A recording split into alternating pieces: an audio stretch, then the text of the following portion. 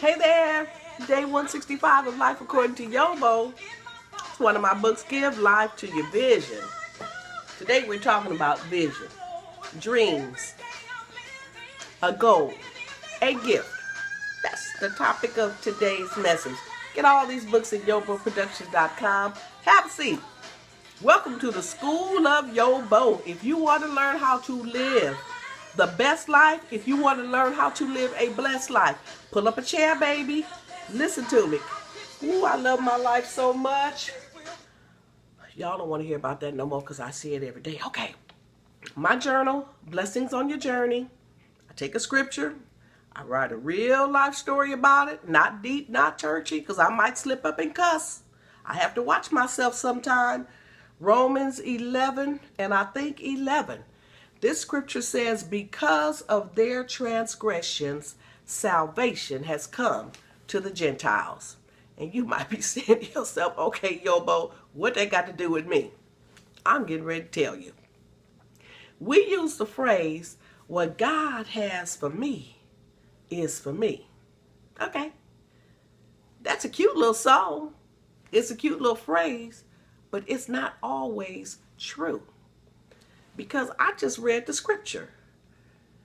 The word of salvation had come to the Jews, but some of the Jewish people rejected the word of salvation.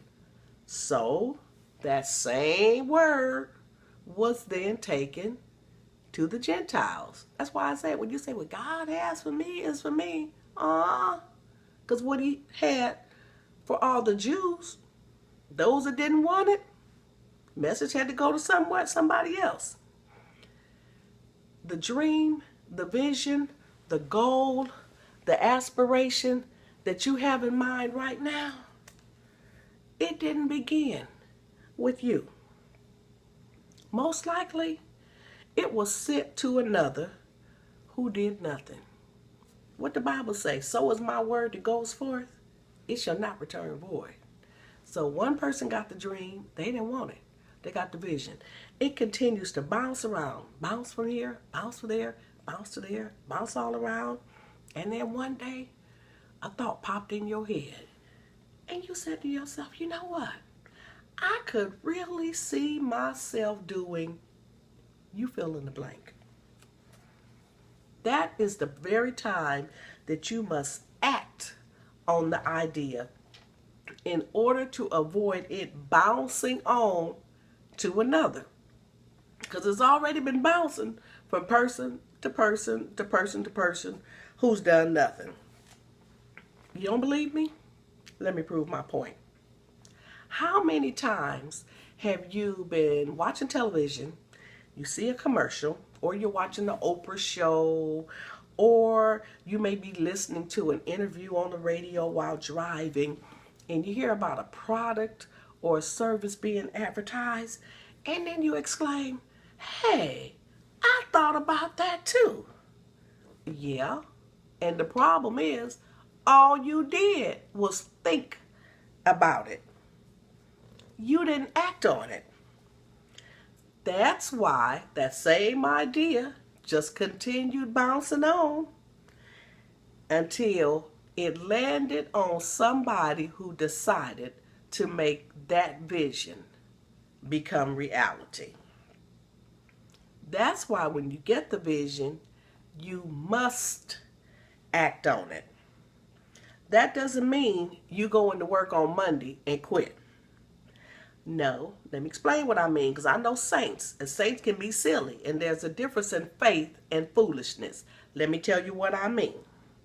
What I mean is for you to do whatever it is you do right at the level where you are now. If you're an artist, create some gift cards. You can sell them for $5. You may not make a whole lot of money, but at least you're doing something. You're using the gift. If you're a speaker, do like I'm doing. Create video messages. Post them on Facebook, on Twitter, on YouTube. It don't cost you a dime.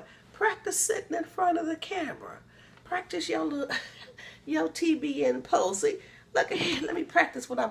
Well, Oprah, YoBo, how'd you start doing this? Oh, Oprah, you ain't gonna believe it. Before I had the #1 talk show, Oprah, child, I would be in my room. I had my iPhone stacked up on a chair, put it on a chair, stack some books up to get it at eye level. And honey, I would just record myself doing my own little interview, Oprah. Now, see, that's what I see myself doing. I see myself sitting at Harpo Studios with answering that question. What did I tell you to do? Just do it now. And you may say, there go YoBo with all her big dreams. Look at that. She done wrote all them books. Ain't nobody sold them. Boo, I'm doing something, okay? You keep on watching me and running your mouth while I keep on doing something. Let me see what I say right here. If you're a preacher, preach.